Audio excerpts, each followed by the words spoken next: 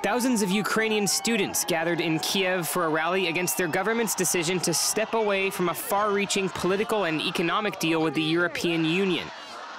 They gathered at Shevchenko University to show support for building closer ties with Europe and the West. Students said they felt a responsibility to move their country forward and that the government of President Viktor Yanukovych had failed them. We are here because the future depends on us. And if we will not defend our nation, our future, we will not survive. Ukraine was expected to sign a long-anticipated association agreement with the European Union at a summit in Vilnius, Lithuania. But Yanukovych and his political allies made it all but certain that they wouldn't go ahead with the deal after facing intense pressure from Russia, which has significant economic and strategic interests in Ukraine.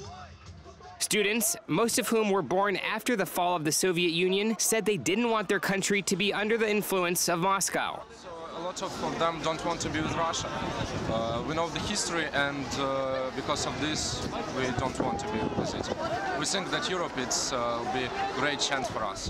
The students held a march from the university to the city's main square, where they chanted pro-European slogans and urged the government to change its position or step down.